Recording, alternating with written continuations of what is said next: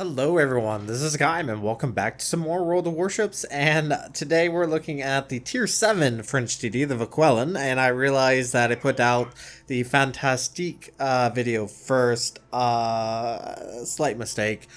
Meant to show off the Vauquelin before I did the Fantastique, but we're here now, we're taking a look at it. So the Vauquelin, very similar to the Waypard before it and the Fantastique after it. It's a French CD that's very, very fast. Not as fast as the Fantastique. This is just right before you get the really fast French CDs, but still pretty darn fast all the same. So the Vauquelin has 5 guns, very slow reload time, about 6 seconds. Does have that reload booster. Decent detect. It's not the greatest. It's very similar to the Mahans in a lot of ways, 6.6 kilometers. So it's not a very stealthy vessel, but it still can do a pretty good job as far as attacking. Fortunately, we are spotted by the enemy Gnevny, and once again, French DDs don't have a real good defense, such as a smokescreen. It does have, obviously, the reload booster. And as you can see, it can hit pretty hard, and with that reload booster can drop the time almost by half, down to 4 seconds, which makes it really, really powerful against enemy DDs. And as you can see, we're being targeted by 6 players, and yes, using your speed boost to get out of trouble is by far your best defense, because yeah, that's a lot of shells incoming, and as always, especially a lot of DDs, you don't want to take a lot of damage in the very beginning unless you can help it. Being able to maintain your health for the longest period of time is going to ensure your survival, obviously, as well as helping to ensure victory for your teammates. Now, enemy players have laid down a smokescreen, which will allow us to at least kind of push in towards the enemy as much as possible. The torpedoes, like almost all French destroyers, they're 8 kilometers, they're very fast. Very similar to the Fantastique is the fact that she has wing turrets and a midline turret. Jervis is detected. Did fire AP, was hoping to get a broadside of the Algerie, sorry. But obviously switched over back to the HE, trying to deal damage against that Jervis as much as possible. One major difference between the Fantastique and the Vauquelin is actually the turret setup.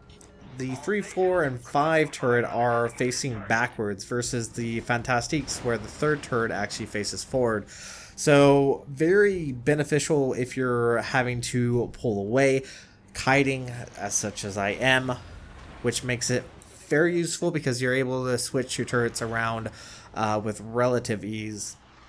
Now, kind of playing the long-term game here, because obviously all the enemy players have decided to push down towards the AB cap, and we're hoping to at least capture B, even though we really don't need to. We have A and C under control. If the enemy team pushes towards A, we might be able to push towards B and take that. Now, I am actually joined with a couple of my clanmates, Formal in the Scharnhorst and Skiball in the Fiji.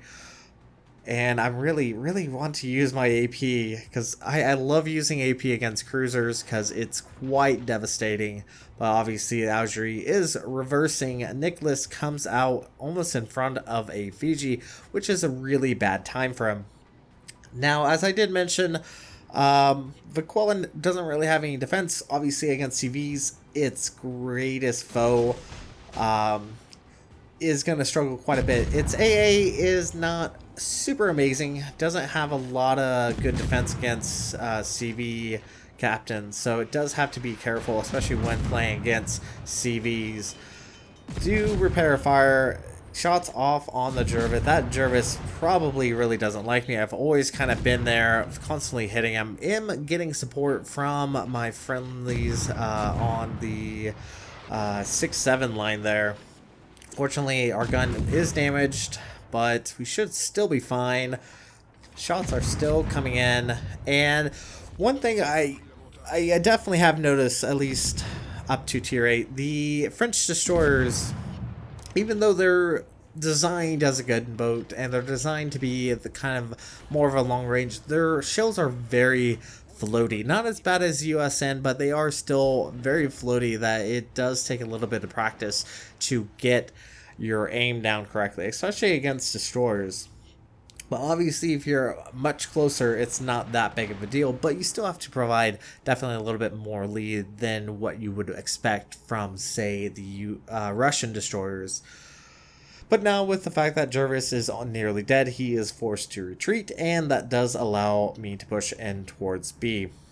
Now, the enemy team have lost 3 of their ships. 2 of their destroyers. All that is left is that enemy Jervis. And there we go. Finally took out the enemy Jervis. The enemy team no longer has any destroyers to assist.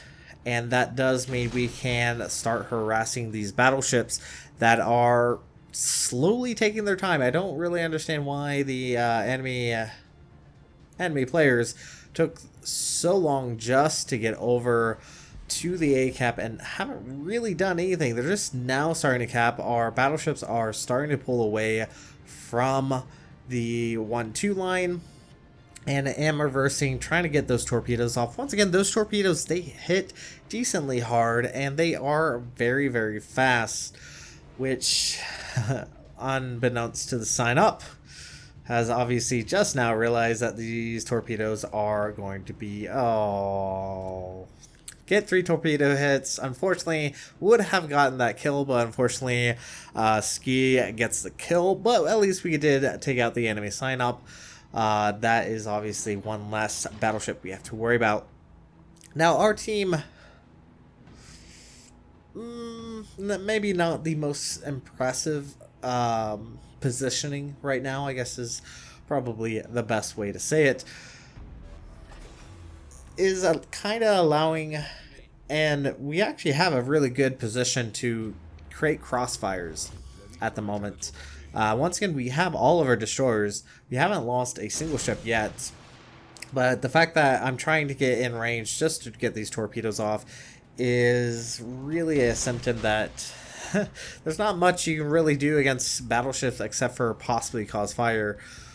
So it's kind of a trade-off. Torpedoes are inbound, hoping to hit that KGV that is essentially kind of sitting there. Now, one thing I wish Wargaming would do is give you better control on what torpedo tube actually fires. Because sometimes you don't want to fire the center one. Sometimes you just want to fire the wing turret, because the center one can actually fire on both sides of the ship, while obviously the wing turrets can only fire on one side. I wish you had better control on that. The best thing you try to do is just try to limit what angle you're firing the torpedoes at. Don't think I'm really gonna actually get any torpedo hits. This is probably the position where you want to be at. You want to be kind of away and opening up, limiting the ability of the enemy players to really shoot at you. And focusing down this KGV that is just broadside to almost everyone on our team, but no one is really focusing this KGV down except for a few torpedo hits from, I believe the Hatsu actually has been dropping torpedoes, which is really beneficial because it's going to at least take him out. Fortunately, we have just lost Formal there. Because, well, obviously he was the main target for almost all the players. Did switch over to AP, hoping to get some hits on that Leander. That KGV is still alive, which is very annoying. Let's see if we can get another fire, cause some more damage. And this is probably a good time to point out is the fact that French destroyers are very, I don't want to say situational, they have a very high skill level. It's probably the best way to really say it. Probably not the best ship to really learn how to play destroyers, because they play more like cruisers and less like destroyers. Yes, they have the stealth of destroyers. Unfortunately, we just got hit there by the KGV, and once again, kind of denied on the kill there by Ski. And now we're in kind of predicament. We got a little bit too close to the Fuso. Once again, kind of the issue with French destroyers is the fact that you can get in those predicaments. But we did earn a victory. We did get to 1,000 points. Enemy team took way too long to really do anything, but that's going to be a quick look at the Vauquelin. And thank you guys so much for watching. If you like what you saw, hit the like and subscribe button. You guys have a great and fantastic day. Zaijian.